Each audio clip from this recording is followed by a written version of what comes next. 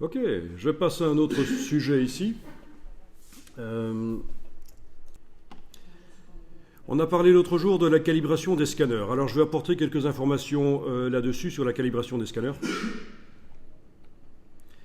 Pour calibrer un scanner, en fait, on ne calibre pas un scanner. Parce que calibrer, ça veut dire modifier le comportement de l'appareil. On profile un scanner en fait. On se renseigne sur à quel point il est déviant par rapport à ce qu'il devrait voir. Quand on lui met un original sur sa vitre, entre guillemets, qui est en fait une plaque d'acrylique, plus connue sous le nom commercial de plexiglas. Donc quand on lui met quelque chose sur sa vitre, il capture l'image et il y a des déviances, des défauts de capture. Il ne voit pas exactement les couleurs comme il devrait, en quelque sorte. Et donc on va utiliser une charte couleur qu'on va scanner pour se renseigner sur ces déviances. Et ça va nous permettre de corriger la capture. C'est le principe des profils couleurs en fait. La charte couleur va permettre de faire le profil du scanner, un profil couleur, une carte d'identité du comportement de l'appareil. Quand on fait un profil couleur pour un moniteur, on se renseigne sur ces déviances de manière à ce que le système de gestion des couleurs puisse afficher les couleurs justes grâce au profil. C'est ça le système de gestion des couleurs. Un profil décrit les déviances de l'appareil et c'est ce qui permet de les corriger et de faire en sorte qu'il affiche les couleurs correctement dans le cas d'un moniteur, qu'il imprime les couleurs correctement dans le cas d'une imprimante et qu'il scanne correctement dans le cas d'un scanner. Mais en fait, ça se passe sur l'image scannée, pas au moment du scan. Ça influe aussi quand on scanne les nuances de gris. Ah oui, oui, bien sûr, c'est couleur, nuance de gris, oui, oui, évidemment. On parle de la reproduction tonale des luminosités dans le cas d'une image de gris. Une image couleur n'est jamais que 3 images de gris combinées, auxquelles on attribue des couleurs de base, des primaires, rouge, vert, bleu. Mais typiquement, c'est le même principe. D'ailleurs, au Japon, quand on étudie la photogravure, la retouche des photos, même si au final on veut le faire en couleur, on étudie tout en noir et blanc au départ. C'est plus simple à comprendre, plutôt que de commencer directement en combinant les 3 images niveau de gris pour faire des images couleurs. Bien, donc la charte va permettre de connaître les caractéristiques du scanner et de corriger les images après, automatiquement, en attribuant le profil du scanner à l'image. Et ça, c'est des choses dont on va parler encore quand on sera sur les ordinateurs. Typiquement, on peut utiliser plusieurs types de chartes, mais la plus connue pour faire ça, c'est la IT8. Si je tape ici IT8 dans Google, je tombe sur plusieurs liens. MIR IT8 de calibrage des couleurs. Ça ressemble à ça. Au niveau du nombre d'échantillons de couleurs qui sont mesurées, en fait, qui sont, oui, mesurées, c'est ça. Ça ressemble à ça.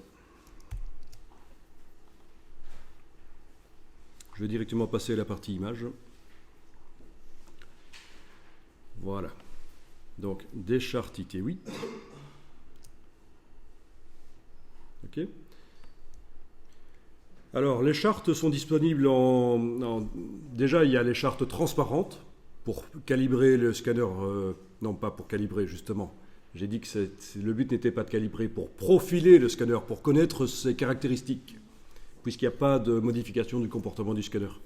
Ce n'est pas un calibrage à proprement parler, c'est un profilage.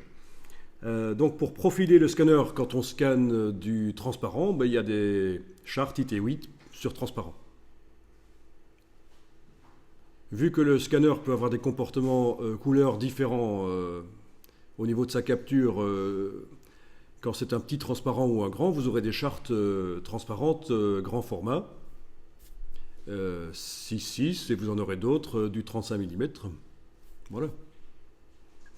Puis vous avez des chartes pour faire le profilage du scanner quand il scanne du papier.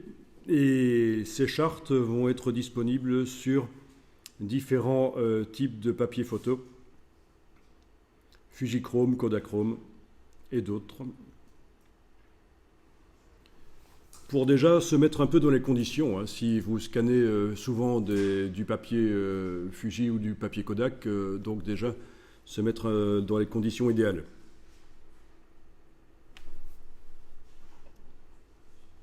Alors, voyons si j'en trouve d'autres ici. Ah ben voilà. Donc voilà un scanner Plustek avec le logiciel Silverfast qui est livré. Donc logiciel qui améliore par rapport au logiciel livré avec le scanner, un logiciel qui est indépendant de la marque, qui s'achète à part, mais qui est parfois livré avec les scanners haut de gamme et qui donc permet d'améliorer la capture en fait parce qu'il a plus d'outils. Et notamment, parmi tous ces outils, il y a la mire de calibration qui est livrée. Et ici, c'est évidemment, puisque c'est un scanner pour 35 mm, c'est une mire 35 mm. Ça me rappelle que j'ai un scanner dans une armoire, il faudrait que je le ressorte, ça pourrait servir ici. Un Minolta quand même assez haut de gamme, qui a quand même une densité de scan proche du 4, je pense. Donc il va chercher du détail, ça peut être intéressant. Mais il faut que je le fasse réparer, parce qu'il a un petit problème. Je note. Le Minolta. Hein, ce genre de scanner, j'ai en fait... vous avez aussi ici un scanner 35 mm? On a que les V700. Ah, que les V700. Il y a des besoins aussi. Ah, d'accord, parce que ça, on obtient de la meilleure qualité quand on prend un scanner spécialisé, en fait. Hein. De bonne marque, hein, pas un truc du Aldi à 50 €. Hein. Parce qu'ils en vendent aussi chez Aldi pour scanner des DIA, mais c'est des trucs bas de gamme. Ok, donc charte transparent 35 mm là.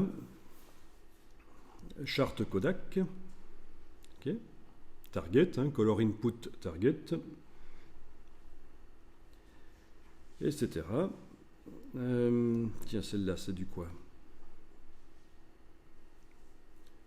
C'est du 35 mm ça ou...